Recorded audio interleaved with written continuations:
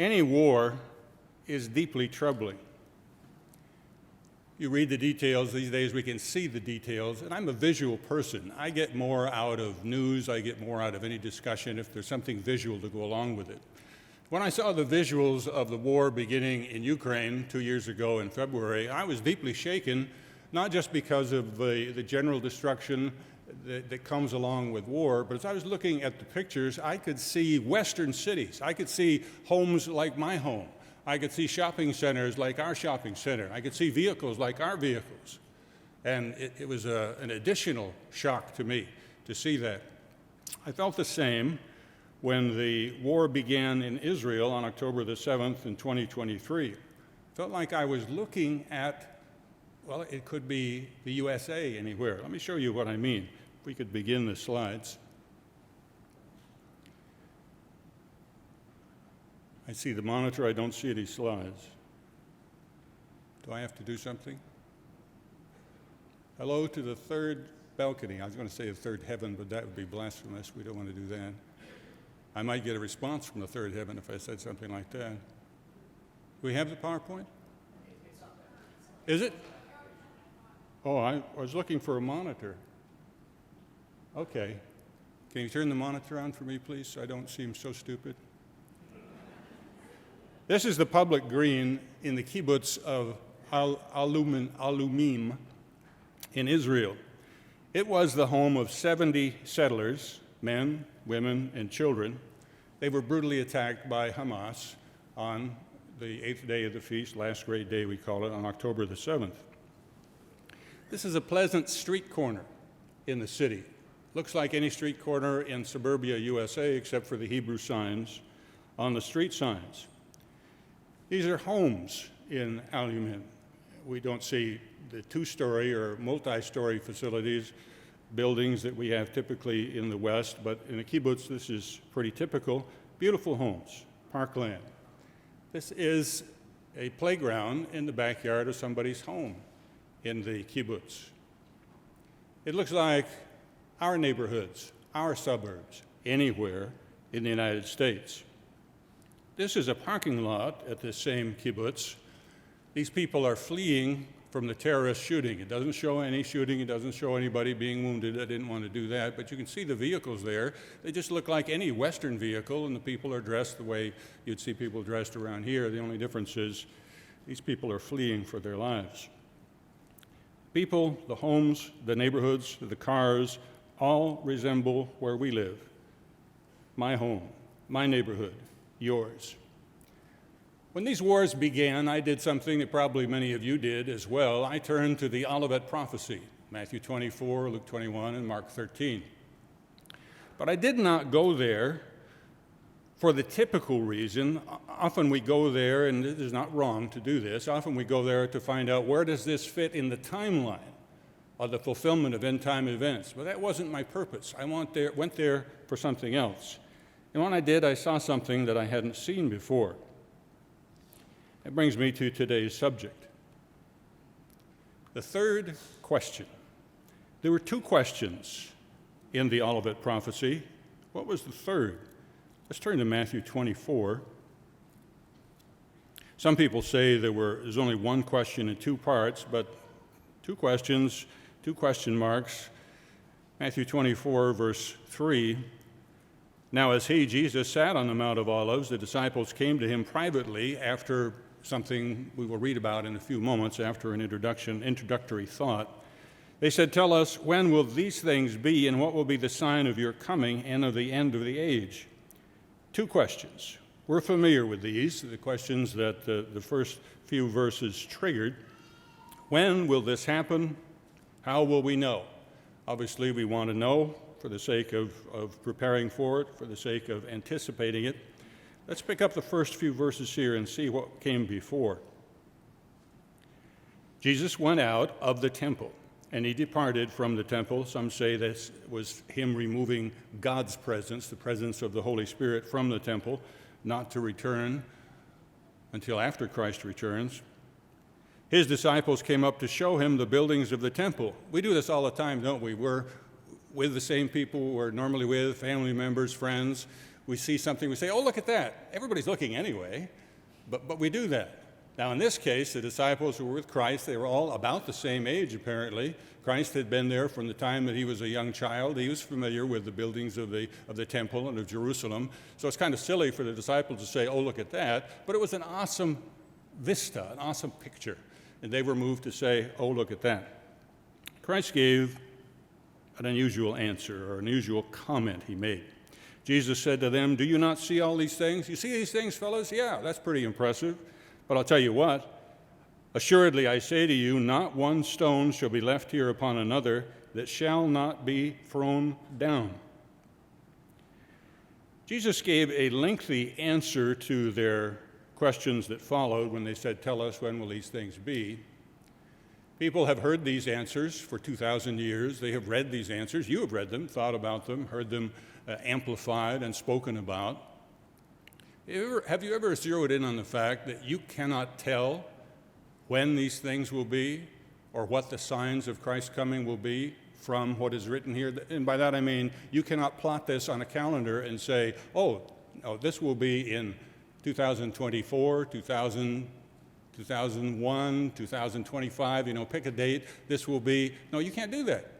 It was expressed in such beautiful wording, such masterful wording, that anybody who heard this over the last 2,000 years, anybody who read this over the last 2,000 years would conclude, well, now could be the time. I couldn't give a message that is undated that would make everybody feel that, well, that's for now, that's immediate.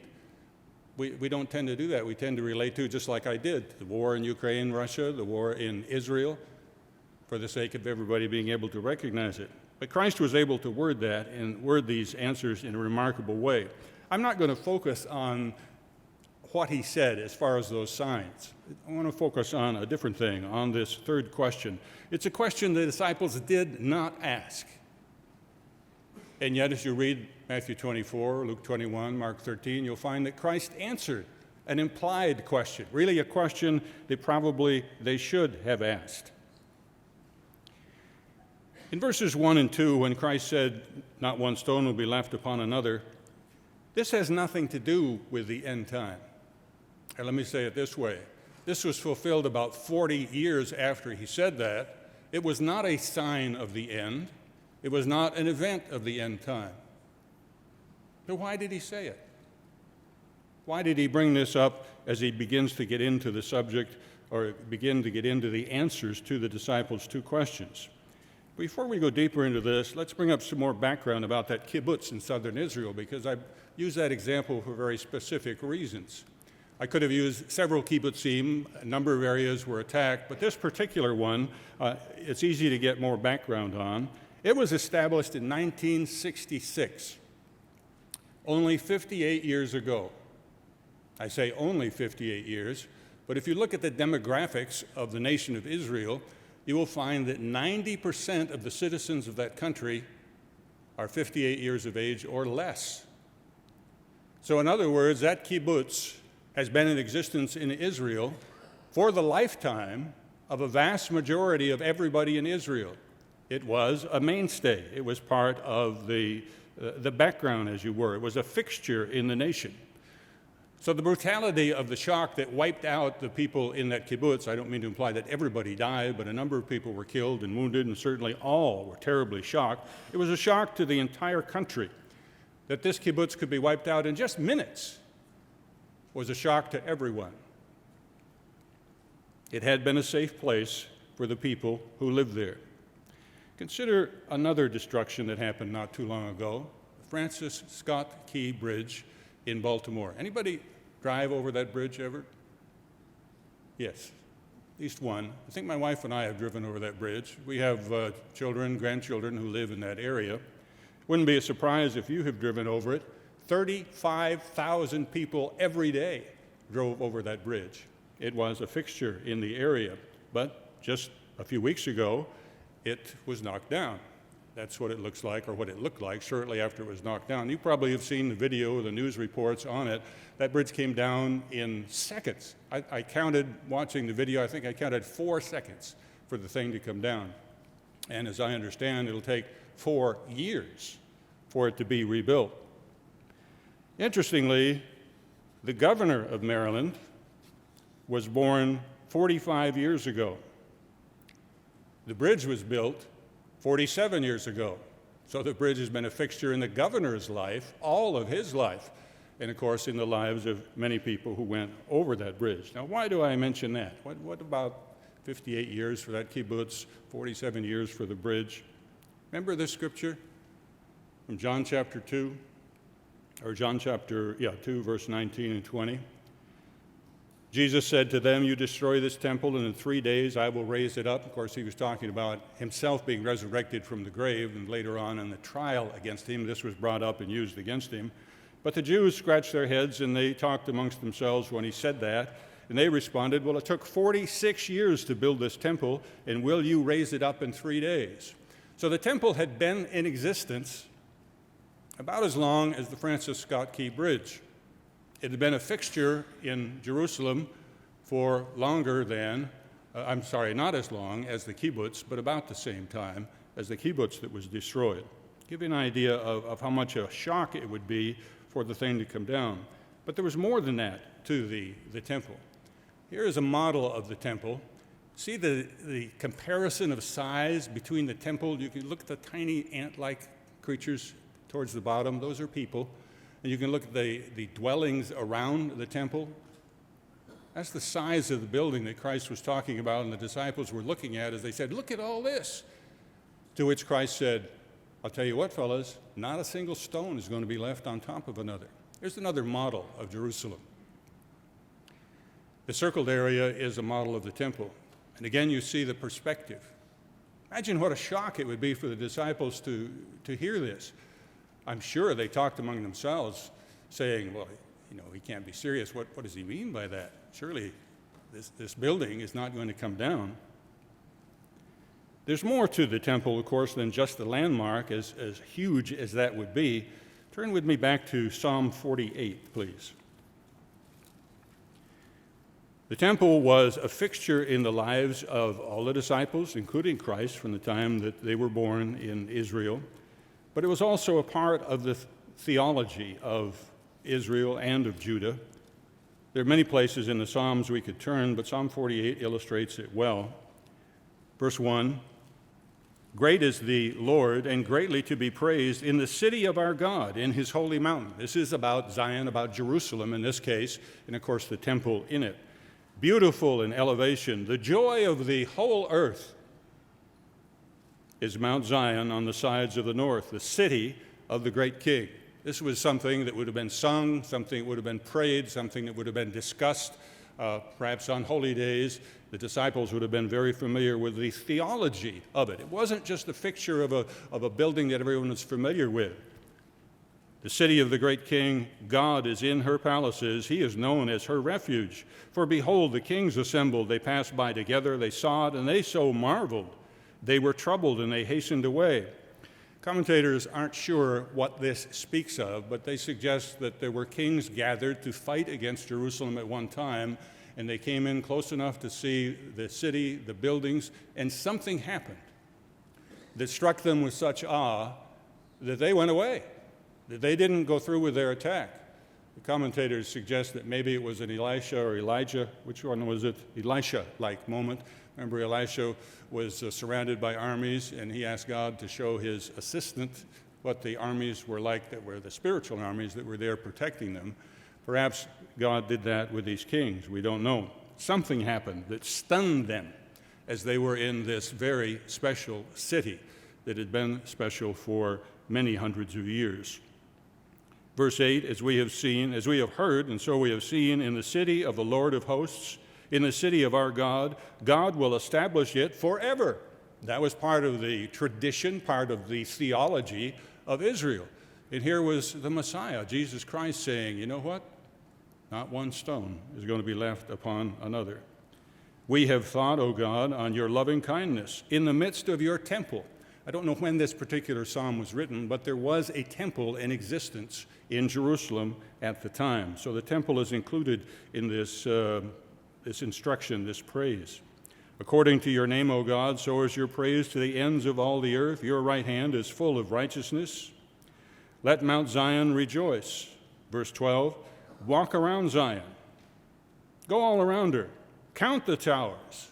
Mark well her bulwarks. Consider her palaces, that you may tell it to the generation following. And they did. And to the next generation, and to the next, and to the next, down to the generation into which the disciples and Jesus Christ were born. This was a huge fixture, a major fixture in their lives. Jerusalem was a safe place. The temple was an absolutely safe place, guaranteed and protected by God. Turn back to Psalm 11, if you would now. Psalm 11 was published or written of in an article that we published in Discern not long ago, discussing this same thought or same concept.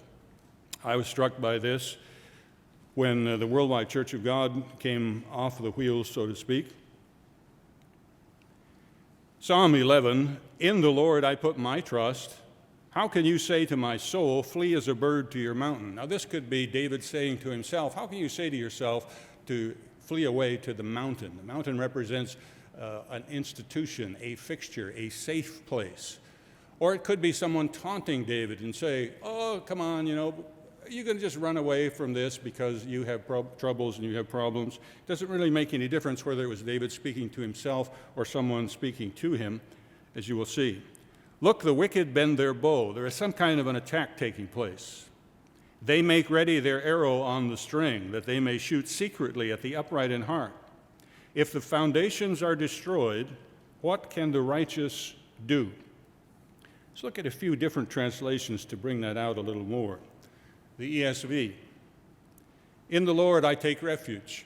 How can you say to my soul, flee like a bird to your mountain? You're out hunting or you're just walking along and there's a wild bird that's maybe nesting or just doing its bird business, hanging around, and you spook it.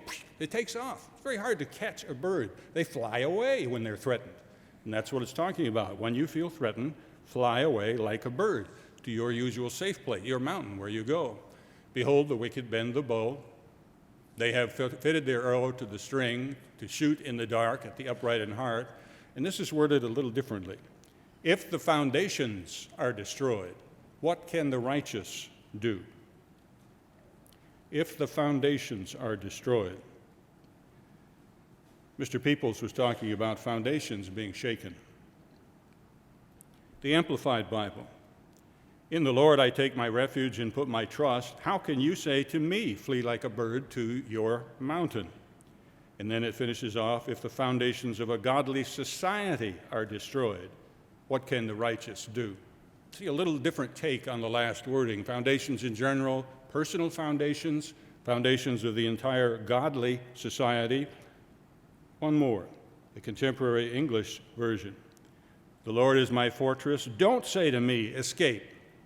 Now, whether to myself or someone else saying it to me, don't say run away.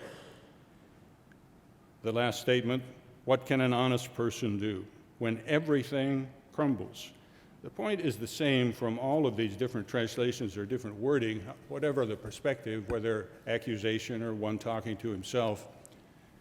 They're speaking of an experience of when life comes apart, when nothing makes sense anymore, when it is a time of great stress. One more. International Children's Bible finishes off. When all that is good falls apart, what can good people do? All that is good, all that is safe, all that is stable. I believe that was part of the message that Christ was conveying to the disciples in the Olivet prophecy. The destruction of Jerusalem and the temple was obviously such an event that would shake them. And when it happened, 40 years or so later, it did shake them and all other Christians, because this was not supposed to happen. Jerusalem was supposed to be God's city. Indeed it was. Indeed it is. The temple was supposed to be God's building, and indeed it was. Was it a warning, both to the disciples and to later Christians who became disciples with them, and to us, about the foundations crumbling at different times? I think it was. See if you agree with me as we go through this. This is the third question. What should I do when my foundation crumbles? Not just when will it crumble, Not what are the signs of it crumbling, but what do I do when it crumbles? You know when it crumbles. Your stomach drops down like an elevator going super fast. You're shaken to your toes. You want to sleep. You don't want to eat. You don't want to talk to anyone. You're shaken. Whether it is truly the beginning or the end of the age or personal crisis, what should you do when the foundations crumble? Foundations of your life, the foundations of the godly society around you, foundations of your health, foundations of your family. In the words of the International Children's Bible, when all that is good falls apart, what can you do? What can a good person do? I believe Christ answered this question in detail, even though the disciples did not directly ask it. You can look for specific statements in here, and you might put it together differently, but I came up with 12 different expressions of what Christ said about what to do. That's what I want to look at for the majority of the sermon time. Number one, as he sat on the Mount of Olives, and this will be for the most part from the ESV, disciples came to him privately after he had said this about the stones being not left one on another. Tell us, when will these things be, and what will be the sign of your coming and of the end of the age? Jesus answered them and said, see that no one leads you astray or deceives you, as the New King James says. That's statement number one. See that no one deceives you. Mark 13, the parallel from Mark's gospel, says, be on your guard for this section. Be on your guard. Jesus continued in Matthew 24, for many will come in my name, saying, I am the Christ, and they will lead many astray. Don't you think you'd be solidified, you'd be more stable in times of crisis? No, actually, in reality, Christ was warning, you are going to be vulnerable to someone coming along and pulling you away from the faith when, whatever you fill in the blank with, your foundation crumbles. Be careful that you are not led astray. When your foundations crumble, you are likely weakened physically, mentally, and spiritually. You might be angry. You might be depressed. You might be discouraged. But you are especially vulnerable to being deceived when your foundations crumble. As I was preparing the sermon, I thought back over my life and wondered what would I say were illustrations of when my foundations crumbled. One I would put down is a very 60-second moment in time. It's not much of a shake, is it? Not much of a foundation. But actually, it was quite a shake. It was the 1971 San Fernando Valley earthquake in Southern California. I was living on Ambassador College property at the time, a senior in Ambassador College, and the dormitory in which I was living rattled so that every chimney came down. Nothing burned in the building, but we didn't know that it was not smoke. The building filled with dust. Turns out it was mortar from all of the chimneys coming down. The bunk beds in the room where I was, 6 in the morning, yes, I was still in bed. Shame on me, Ambassador College, I wasn't up at 4. But I still remember the bunk beds swung back and then smashed into each other over and over and over for 60 seconds. The nearest thing I could describe it to would be, you know, when you're in a chair and your chair goes over backwards and your mother always said, don't lean back in your chair, but you did anyway, and it began to fall, and you knew it was going to fall, and you flapped your wings, you couldn't stop it. Well, that's the way it felt for 60 seconds, though, and there was no stop. One of my friends was outside and going for an early morning walk, much more ambassador than I was, out there at 6 in the morning. And he said the ground was going like a rope. You can take the end of a rope and whip it and make a wave go through it. The ground was going like that. What's the Latin terra firma? Terra, the earth, is supposed to be firma. It was firma not. It was a time of great shaking, that which was supposed to be the foundation, where you could go where it was stable. Oh, I got to get out of this building because it's shaking. Where do I go? I go outside. The ground is shaking. It was a time when the foundations were crumbling. A couple other times in my life when the foundations were shaken was when 2 of my children nearly died. These were separate occasions. One nearly died from a birth defect. He had what the doctors eventually diagnosed as an incarcerated hernia. a section of his bowel dropped through an opening in the stomach wall and pinched off the bowel, and had he not had emergency surgery, he would have died in a few hours from that. Another was a son who had whooping cough. He was over it, but he had a relapse, and he had a spell of coughing. He aspirated, and he choked. And he turned blue, had to get the ambulance, rush him to the hospital. He was in emergency when I got there. I was brought from home. He was, well, the nurses said, "Why doesn't he breathe?" As I walked in, "Why isn't he breathing?" And he just looked like he was dead. I anointed him, went right by the nurses and anointed him, and in a matter of moments, he was up and running around the floor. It was an inspiring circumstance, but I'll tell you, the ground was crumbling until that time. I want to say as I go through these examples that I hope this does not cause unpleasant memories for any of you as you are reminded of things that have happened in your lives, because the foundations crumble. These things do happen to people. As Mr. Peoples was saying, God allows them for good reason. There are things that God does with us that he would not be able to do otherwise if these things did not happen. I remember one time a pastor was giving a sermon on Revelation, and my youngest son said afterwards, "Well, that was really upsetting." And it is, but these things are going to happen, and to know about them beforehand and to know what God is saying, what Christ is saying to us through this chapter is actually very comforting and very helpful, as you will see as we put all of this together. Another time that really shook me was the sudden death of my father. Obviously, the death of a parent would be a time of shaking at any time, but my dad was only 60 years of age. He was having surgery. He wasn't expected to die. It was supposed to be relatively routine, but he died. I was in my 30s. I had said the last words over a number of people at the time. I was a pastor, but I was just terribly shaken when he died. My grandparents were still alive, and I can remember being in the living room of my grandparents' home and talking to my grandpa. Just the two of us were there after the funeral, and I was ready to leave with my family and go back to Montreal, where I was living at the time. And I tried to find words of comfort from my granddad. I said, "Well, Grandpa, you've probably seen a lot of death. A lot of your friends have died." He was 80-something at the time, 84 probably. He said, "Cecil, there hasn't been a death in the close family in 35 years. So that's a wonderful blessing, but a wonderful shock when somebody died."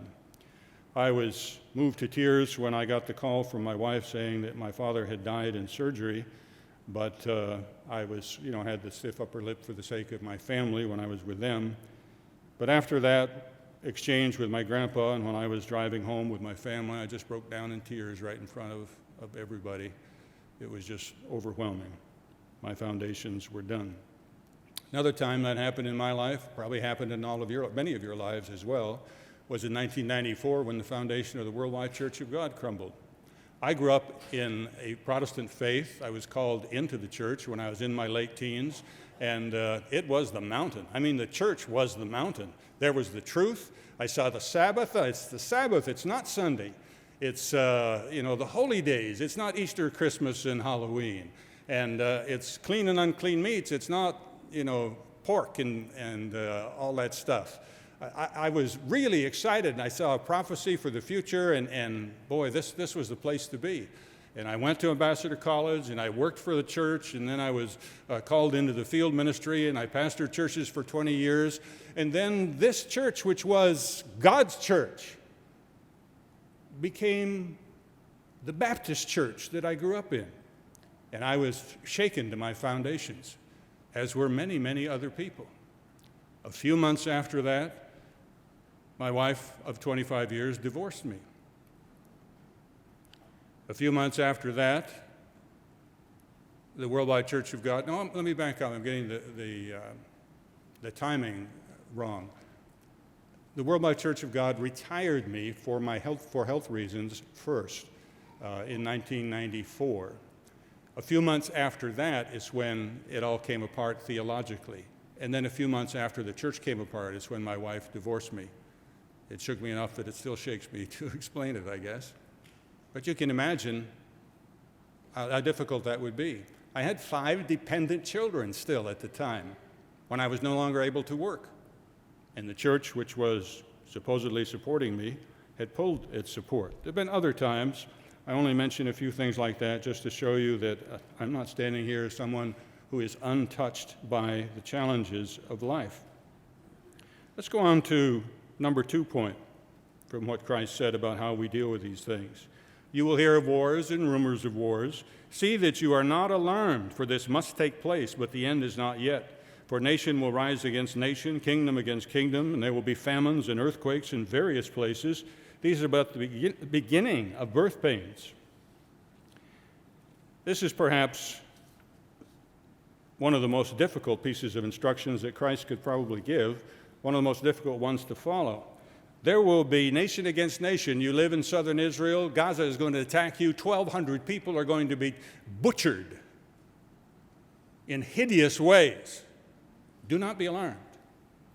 Ooh. Think back to the times of World War. Nation is going to rise against nation. The entire world is going to be engaged. Tens of millions of people will die.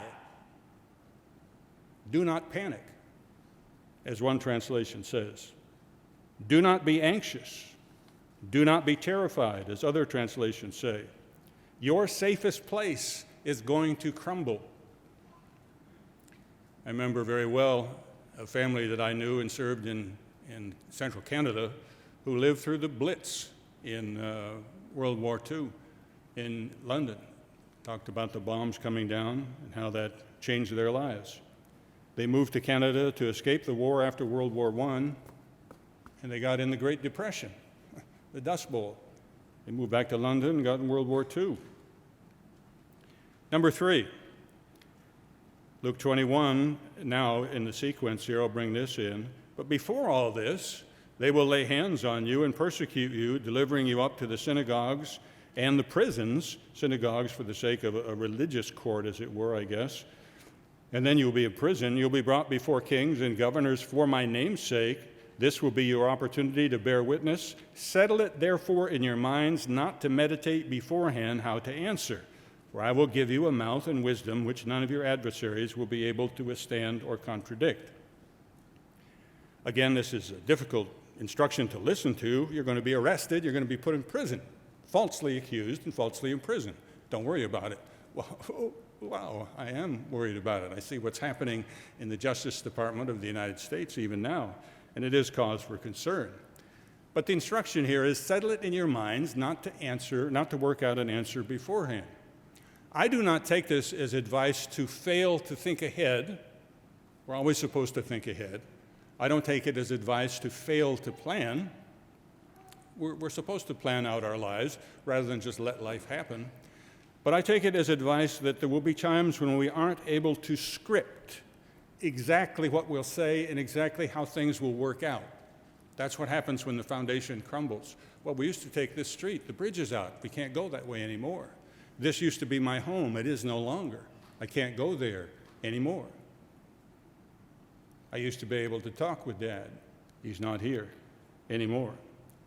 It is a caution from Christ that there will be times when you must depend totally on God to give you the words that you need, the direction that you need, the focus that you need, because you will be so shaken by life. Not just by the times of the end, but by life. Number 4, Matthew 24, back here now, verses 10 through 13. Then many will fall away and betray one another and hate one another. This sadly speaks to people leaving the faith. False prophets will arise and lead many astray, and because lawlessness will be increased, the love of many will grow cold, but the one who endures to the end will be saved. As difficult as it is to be firm, to endure, that's what Christ is telling us to do, to endure through all that is going to happen. It is a tendency to withdraw. Mr. People spoke of this. It is a tendency to withdraw from others when you have been offended, to be angry when you have been betrayed, to become unloving when you are hurting. Sometimes we switch to the negative just because we perceive that we have been betrayed. We think we have been hurt. and maybe nothing was done intentionally, but still the reaction comes from within. That's what we tend to do. And Christ said, when the foundations crumble and you're tempted to withdraw, to become angry, to become unloving, you need to hang in there and endure through it all. Let's look at some different translations on this. The Amplified says, the one who endures and bears up under suffering to the end will be saved. Complete Jewish Bible, whoever holds out till the end will be delivered. And then the Contemporary English, but if you keep on being faithful right to the end, you will be saved.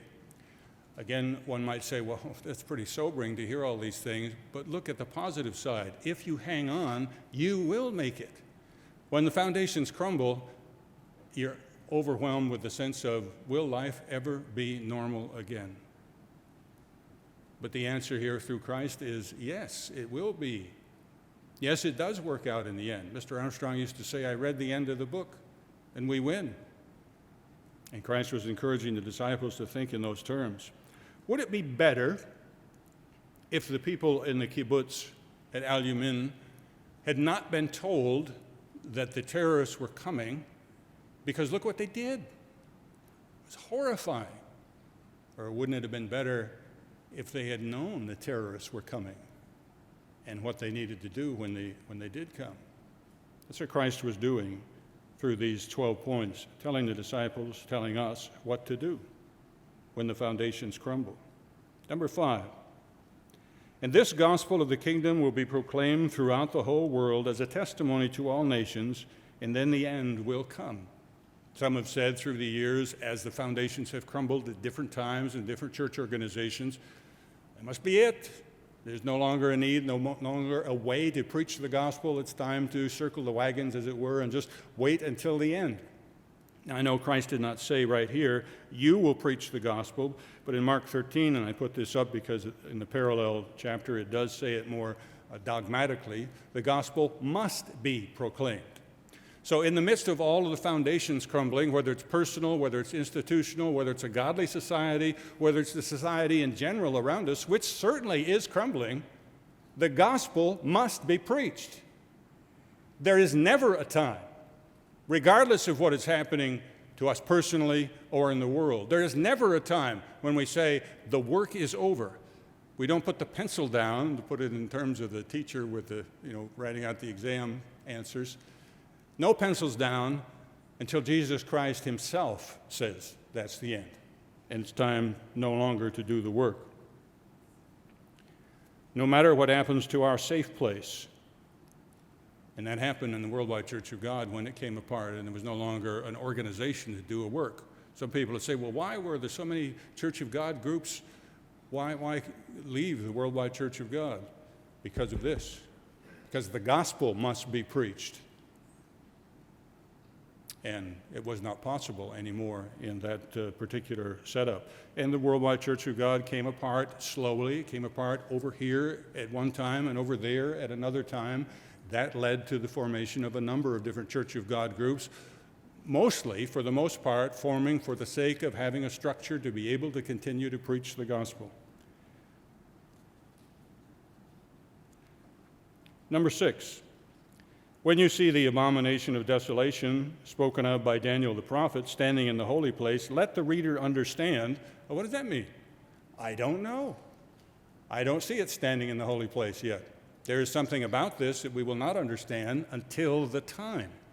And that's just something to keep in mind. Then let those who are in Judea flee to the mountains. Let the one who is on the housetop not go down to take what is in his house. Let the one who is in the field not turn back to take his cloak.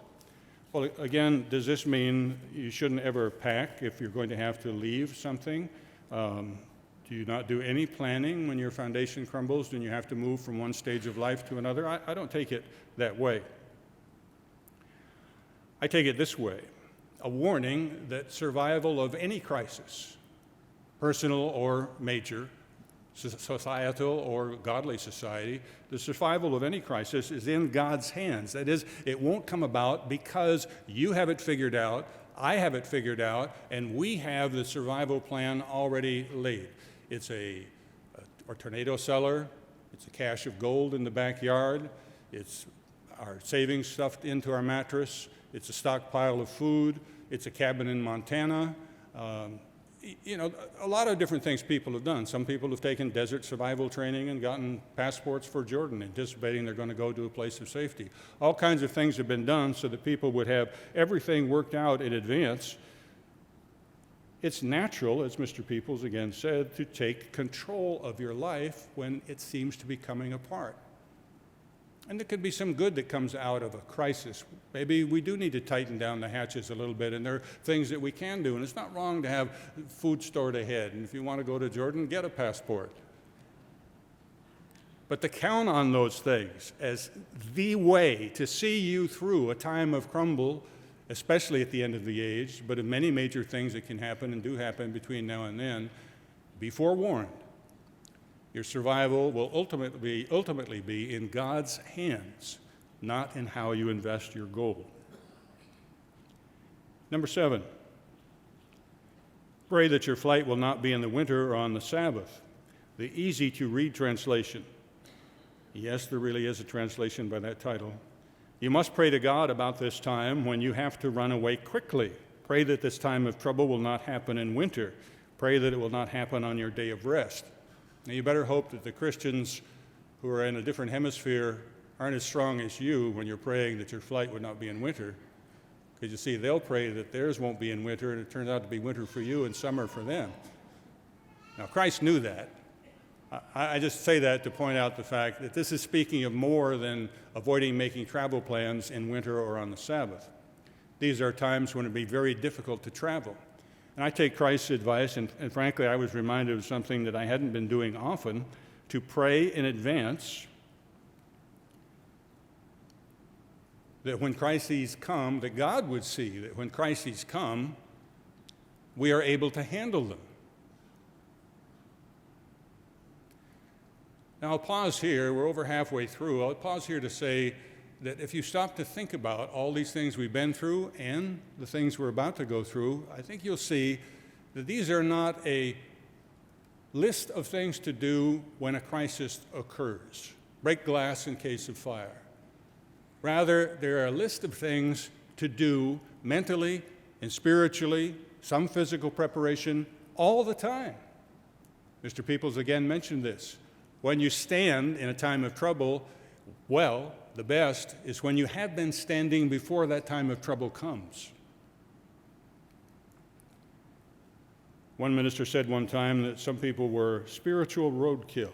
They had been Christians, been members of God's church, and when the vehicle of the church crashed, they were crushed under it, and they were lost spiritually. Well, people did wander. Some people have wandered. I'm not their judge. Thank God some people have come back at that time. Other people have died, and maybe they'll have a time in the future, and maybe they weren't called. We hope that. But the point is you have to be prepared in advance so that these things do not shake you and take you away. Number 8. Then if anyone says to you, look, here is the Christ, there he is, do not believe it. This is it ties in with the first point. False Christs and false prophets will arise and perform great signs and wonders so as to lead astray, if possible, even the elect. So if they say to you, look, he's in the wilderness, don't go out. If they say, look, he is in the inner rooms, don't believe it. Where the corpse is, there the vultures will gather. Woo, that's kind of a gruesome picture, isn't it? I don't know where the body is, look for the vultures. I don't know where the church is, look for the vultures. Well, that's a very graphic way to say it. But know where the body is part of the instruction. Don't believe it when someone, some force, something comes along to tempt you to say, here's where you need to go for stability and security. A lot of people have been taken away. I don't want to overstate that. Some people have been taken away from the faith because when crisis came, someone or something came along to offer. It could have been a diet, it could have been a different church organization, it could have been a group that had more music, it could have been a group that had a speaker that was liked better, it could have been a group that didn't have a speaker that somebody didn't like as much, etc.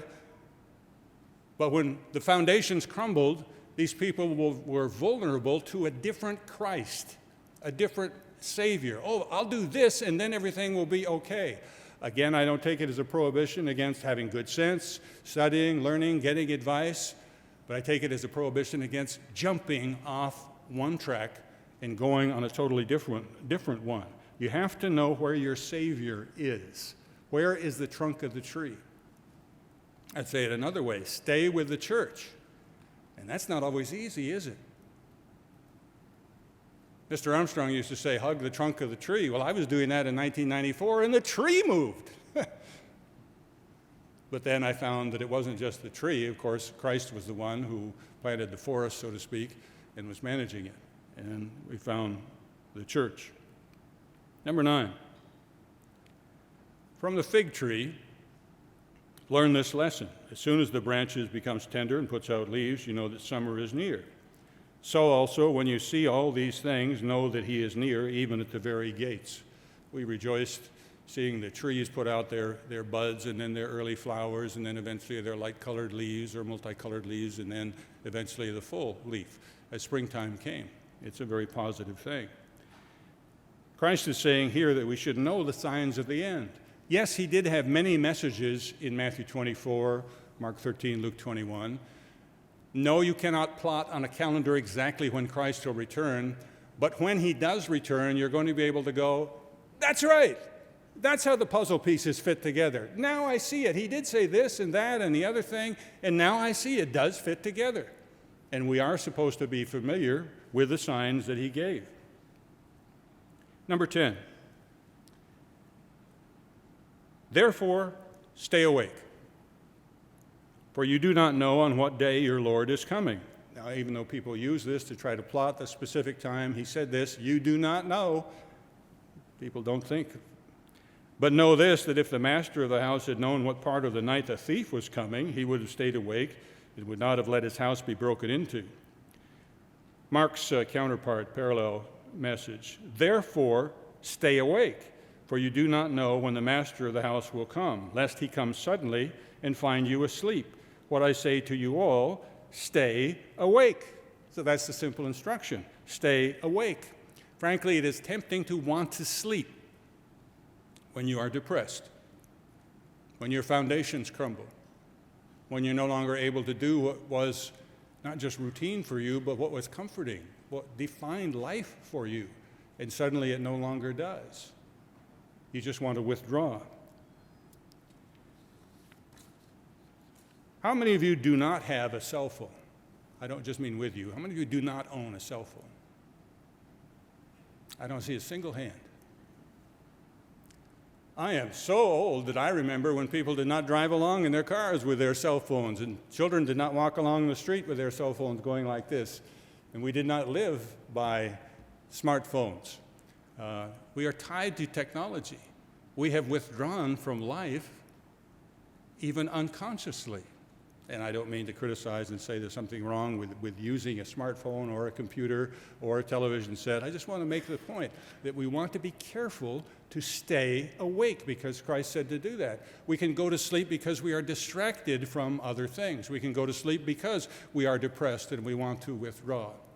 I've noticed in general that many people are unaware of what's going on in the community, in the country, in the world. I probably, many of you do the same thing. I dig through different news outlets to find out what's going on in Europe, in Ukraine, in the Middle East, in the Far East, in South America, Latin America, because American news is so absorbed with polls and court trials and memes and sporting events. And, you know, all those things are interesting. Well, maybe not all of them. But in general, as I say, I've noticed that people tend not to be as alert as maybe people once were. And we live in a time when it's possible to know more about many things than any other time in human history. And we probably know less. And Christ said, as the end approaches and as crises come in our lives, stay awake. Especially don't allow yourself to be put to sleep. Don't drift off because you are depressed when the foundations crumble. None of these things is easy. I don't think Christ meant to imply to the disciples, hey, you do all this is the easy way. Stones are going to fall, but you go this way, they won't fall on you. I don't think that was what he was implying at all. Number 11, Matthew 24, verse 44, therefore you also must be ready, for the Son of Man is coming at an hour that you do not expect. Be prepared is the way other translations put this. I separated this from know the signs and stay awake because it emphasizes something more, I believe. You might have memorized the signs of the end that Jesus gave. You might be able to just tick them right off, a whole lot better than I could. You might be a watcher of all world news from weather to warfare. There are websites that are dedicated to fulfilled prophecy events. And I don't mean Church of God websites, I mean evangelical Christian websites. Back when Mr. Herbert Armstrong was doing his early broadcasting in the 30s and then on into the 50s when he began in television, there were not very many prophetic messengers out there. Now there are many of them. And I know some in the church glom on to these websites. It's okay, you can get information, but I have to say, be careful because there's more than just knowing the signs and staying awake to where these signs are being fulfilled.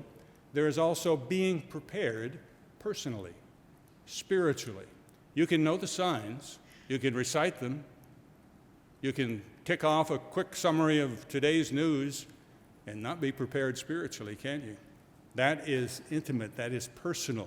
The church may be going in a certain direction. Most of the people in the church may be going in a certain direction. Your spouse may be going in a certain direction, and you not, depending on what you personally are doing. Be prepared. And number 12, who then is faithful and who is the faithful and wise servant whom his master has set over his household to give them their food at the proper time? Blessed is that servant whom his master will find so doing when he comes. The complete Jewish Bible. It will go well with that servant if he is found doing his job when the master comes. And we come back to a sense of personal responsibility. Being prepared spiritually is one thing. Doing spiritually is another. Your heart, your character, your belief, your faith may be sound. Are you putting it into practice? And are you fulfilling your responsibility within the body? We can read in 1 Corinthians 12, Christ places members in the body as it pleases him. Should you be in this body? Should you be in this body every Sabbath? Health permitting, unless you happen to be traveling. People drift from those things, and they fail to realize some of the responsibilities that we need to be following for the sake of being able to deal with our personal crises as well as world crises and church crises. We need to be fulfilling our responsibility. As I reflect back over my life, I have to admit that changes. When God called me, I was a teenager, and I was set on, I want to go to Ambassador College. My father wrote to the college and forbade them. I was not yet 18. He said, I forbid you to accept my son. So they deferred for a year. And then past 18, I was able to get in. My focus was on, I wanted to go to Ambassador College. And then my focus was, I wanted to be a part of the work before the end came. You know when that was in the 70s, the end came. It didn't really, I'm kidding. But then I had the opportunity to work for the church at headquarters for a few years. I did, and my focus was that. And then I was transferred to the field ministry, and my focus was on pastoring churches for 20 years. And then my health debilitated so the church administration decided I was no longer able to fulfill that responsibility, and I was retired. As I said earlier, I had 5 dependent children still. I didn't know what I was going to do for support. It was a challenging time, but my responsibility changed. And then I began to do different things in earning a living and different things in serving the church, and so on it goes with my personal story. But life changes when you're single, when you're married, when you have little children, when you have growing children, when you have teenagers, when you have grown children, when you have grandchildren, when your spouse dies, when you grow old. life changes, and your responsibilities may change, but you always have responsibilities. You never reach a place at which you can say, "Oh, I'm done. I'm just kicking back here. I'm filling in time until Christ returns." You'd be caught off guard if you do that when the crises come. You need to be so doing. As long as life continues, we never reach the place of "I'm done." So the third question, what should I do when my foundation crumbles? I see a theme running through what Christ said in the Olivet prophecy. Our physical safe places will be shaken at times. He started with a prophecy about something that had nothing to do with the end of the age, the destruction of the temple. The general prophecy shows that there will be a once in human history shaking of every foundation that exists.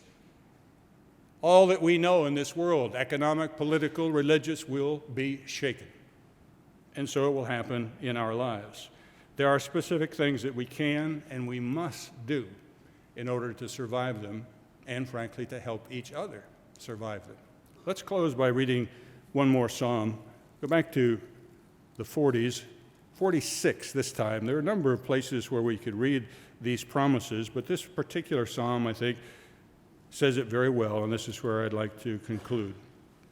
Psalm 46, God is our refuge and strength. Did God promise that Jerusalem would always be? Yes, he did. That the temple would always be? Yes, he did. But he didn't mean that physical Jerusalem would always be and the physical temple would always be. His perspective and his vista went beyond that to the spiritual. And though the physical buildings came down, God did not.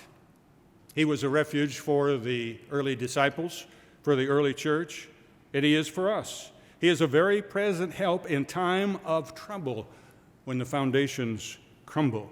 Therefore, we will not fear, even though the earth be removed, and it does move sometimes, and though the mountains be carried into the midst of the sea, though the waters roar and be troubled, though the mountains shake with its swelling. There is a river whose streams shall make glad the city of God, the holy place of the tabernacle of the Most High. God is in the midst of her, the spiritual city of God. As he was when Christ spoke, even though the disciples did not understand the spiritual dimension. The holy place, God is in the midst of her, she shall not be moved. God shall help her just at the break of dawn, just at the time of necessity, of rescue. The nations raged. The kingdoms were moved. There have been war. He uttered his voice, and the earth melted. The Lord of hosts is with us. The God of Jacob is our refuge. That's what Christ was saying to those disciples, and what Christ is saying to us. Come, behold the works of the Lord, who has made desolations in the earth. He makes wars to cease to the end of the earth, and God speed that day when he will do that. He breaks the bow that's used to shoot arrows at people. He will shoot down the missiles that are used to take life. He cuts the spear in two. He burns the chariot, the tank, the submarine, the battle cruiser. He burns the chariot in the fire. Be still. Hard to do that when the foundations are crumbling. But that's God's advice. Be still and know that I am God. I will be exalted among the nations. I will be exalted in the earth that is coming. The Lord of hosts is with us. The God of Jacob is our refuge. He is our safe place. There is a safe place for us, always.